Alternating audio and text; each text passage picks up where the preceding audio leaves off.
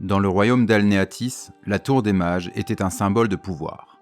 En son sein travaillaient de nombreux maîtres qui partageaient leur temps entre recherche, applications pratiques et enseignement.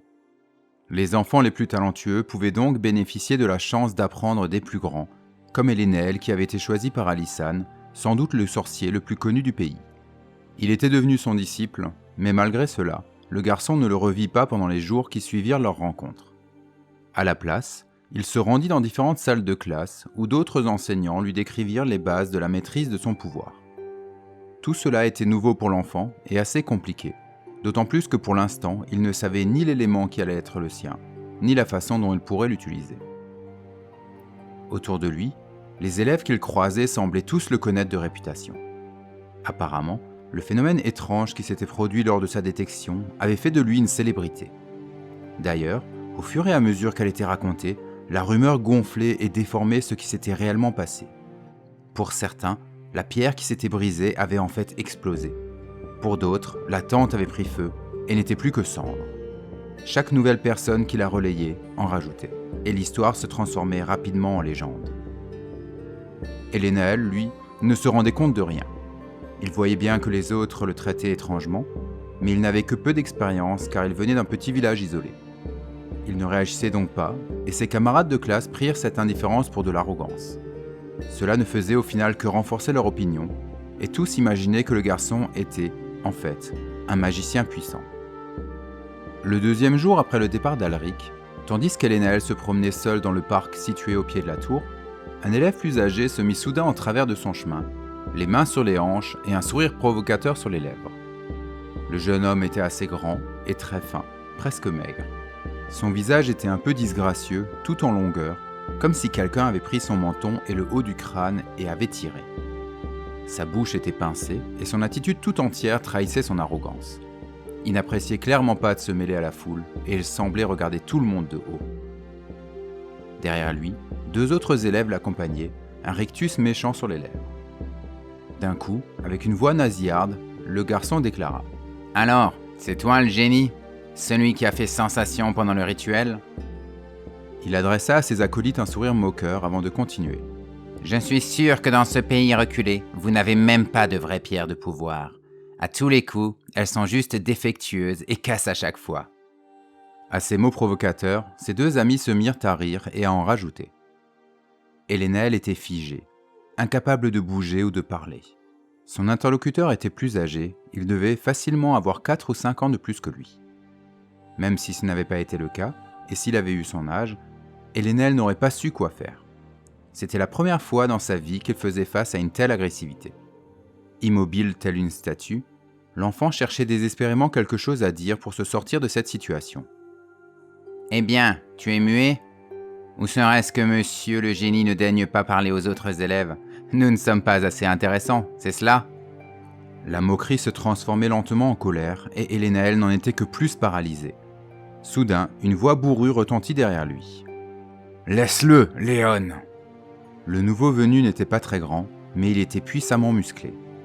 Au-dessus de ses épaules larges et de son cou de taureau, son visage carré était effrayant. Il aurait sans doute pu être beau, avec ses charmants yeux bleus et ses cheveux bruns roux, mais une déformation au niveau de sa bouche relevait le coin de ses lèvres dans un rictus perpétuel, lui donnant l'air d'un bandit ou d'un voyou. Pourtant, son arrivée permit à Elénéel de respirer un peu mieux et détourna l'attention de celui qui le houspillait jusque-là, le dénommé Léon.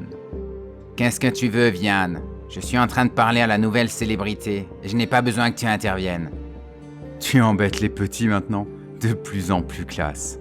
Je reconnais bien là la réputation de l'Empire. »« Quoi ? Qu'est-ce que tu as dit ? Je te mets au défi de le répéter. »« Sinon quoi ? Tu veux refaire un duel ?» répondit le garçon musclé, presque en grognant. Léon recula d'un pas, soudain effrayé, et bégaya. « Tu as triché la dernière fois. C'était un duel de magie, pas une bagarre. » Inconsciemment, le noble se frotta la joue, comme si sa douleur d'une ancienne blessure lui revenait en mémoire. Vianne rit et dit avec provocation. « Magie ou bagarre, je m'occupe de toi quand tu veux.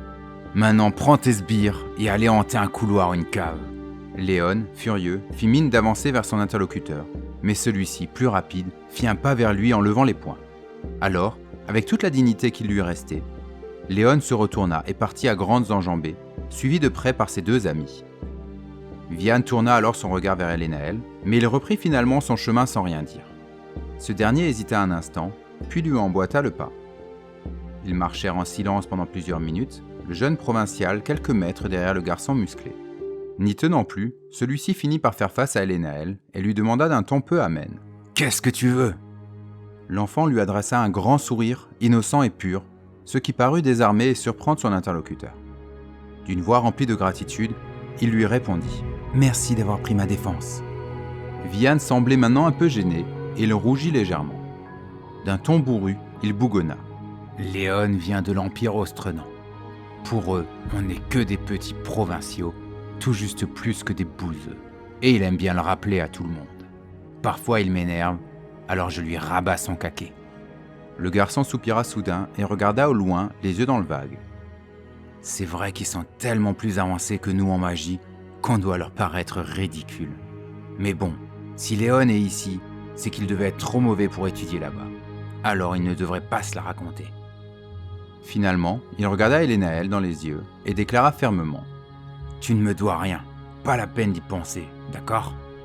Le jeune garçon hocha la tête avec énergie, ce qui sembla satisfaire Vian. Sans rien rajouter, il reprit sa route, rapidement suivi par Elenael. Il se retourna à nouveau, un peu agacé cette fois-ci, et lui dit d'une voix forte, presque en criant « Qu'est-ce que tu veux à la fin ?» Nouveau sourire. « Tu es quelqu'un de bien ?» Vian le regarda et lâcha un petit rire dépréciateur. « Qu'est-ce que t'en sais? Tu ne me connais pas. » Mais Elenael lui répondit avec une certitude absolue. « Je le vois. » Ils se fixèrent longuement en silence, l'aîné avec une colère froide, le plus jeune avec un joyeux enthousiasme. Ce fut Vian qui céda.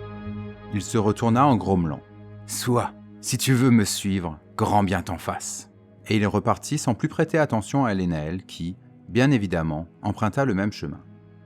Ils marchèrent ainsi pendant plusieurs minutes dans les méandres du parc qui entourait la tour.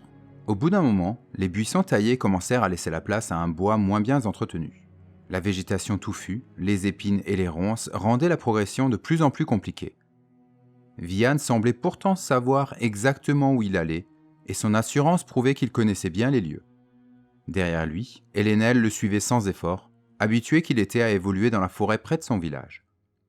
Soudain, après un grand buisson, un mur apparut devant eux, dans la pierre caractéristique de la tour des mages. Vian s'en approcha et sa main parcourut la surface, apparemment à la recherche de quelque chose. Il sembla trouver ce qu'il cherchait, et il prononça d'une voix presque murmurante un mot qu'Elenael ne parvint pas à entendre. Alors, à la grande surprise de ce dernier, une partie de la paroi s'escamota, dévoilant un passage sombre. Vian s'y engouffra sans regarder en arrière. Elenael hésita une seconde, puis il le suivit. Le bruit, dans son dos, de la porte dérobée se refermant, le fit sursauter. Il était maintenant dans le noir, perdu dans un endroit qu'il ne connaissait pas. À quelques mètres devant lui, il vit soudain une petite boule de feu, comme un minuscule soleil, s'élever au-dessus de la main tendue de Vian. La lueur rougeâtre rendait le visage du garçon, avec son rictus permanent et son regard inflexible, encore plus effrayant. Pourtant, Elenael n'y prêtait pas attention. Non, il était trop occupé à dévorer des yeux l'immense pièce qui l'entourait. Autour de lui, d'énormes étagères à perte de vue montaient jusqu'à un haut plafond. Elles étaient sans doute autrefois recouvertes de livres, mais il n'y avait plus dessus maintenant que des toiles d'araignée et une couche impressionnante de poussière. Malgré cela, le temps qui avait laissé son empreinte ne pouvait retirer à ce dieu sa majestueuse et sereine beauté. Sans s'en rendre compte, Elenael lâcha un long soupir d'admiration et dit, d'une voix un peu étranglée, « C'est magnifique !»